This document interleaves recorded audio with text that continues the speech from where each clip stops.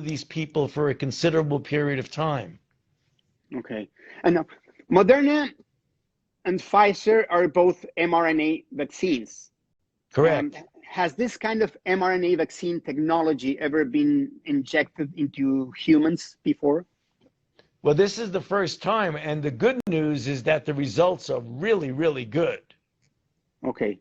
But in essence, this is an experimental technology. Well, it's a new technology, and it is proven in a very large group of clinical trials to be safe and highly effective. Are you completely positive that this new technology is safe? I mean, how can we be sure there won't be long-term effects when these vaccines were seemingly developed so quickly and have only been tested for months and not years?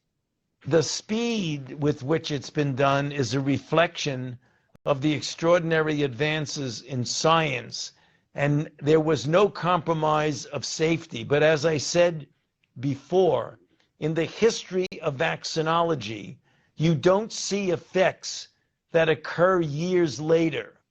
Almost all of the bad effects, as rare as they are, and they are very rare, occur between 15 and 45 days from the time you get vaccinated. And as I said, because of that, just to be sure, the vaccine is not allowed to be distributed until 60 days after the people have been vaccinated. Okay. I know we're running out of time, but I have some questions from the audience. The Johnson & Johnson vaccine is not an mRNA vaccine, correct? Correct. What kind of vaccine is it? It's a vaccine that uses a harmless common cold virus in which you insert the gene of the protein that you want the body to make an immune response against. You inject it, the body sees the protein, makes an immune response, and then protects you against infection. And this is the first time it has been injected into humans too? No. They have a lot of experience with Ebola in Africa with this.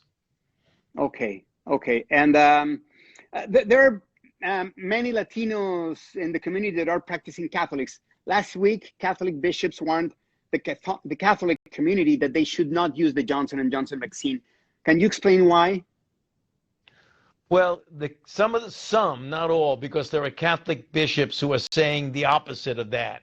And the reason is in the preparation of the Johnson & Johnson vaccine, they used a cell line that was taken from fetal tissue from years and years ago to be able to produce the vaccine. So some of the bishops felt that because that was used, that we should not use the vaccine. But many Catholic...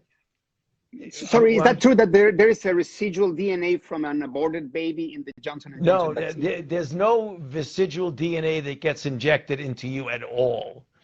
It's in the preparation of the vaccine. There is no residual human fetal DNA at all. Okay. Got it.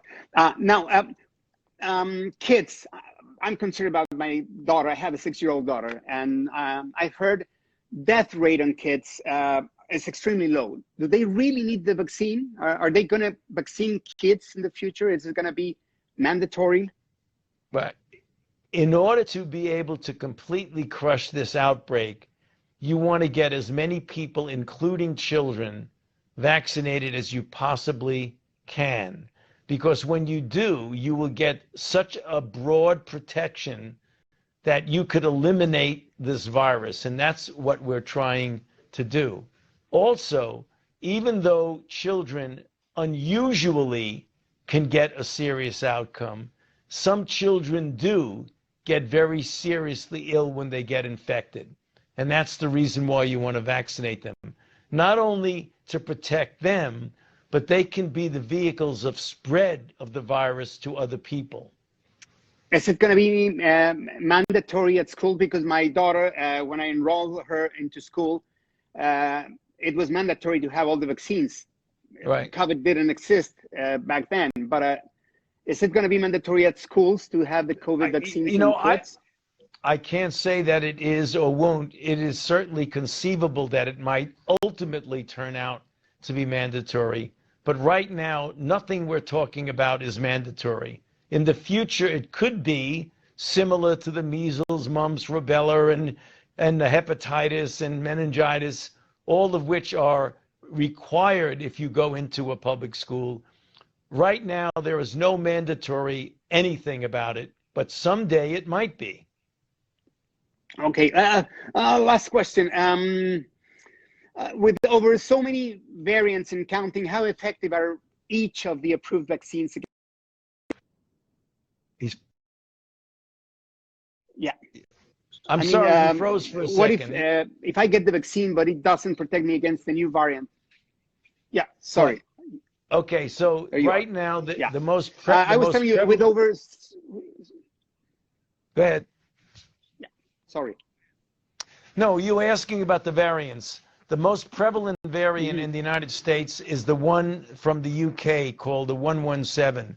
And the vaccines that are available right now are highly effective against that particular variant.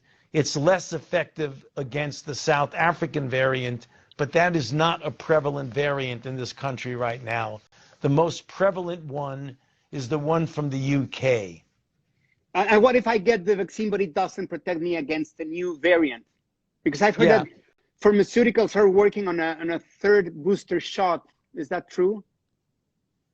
Yes, but let me explain what happened in a trial in South Africa with the J&J vaccine.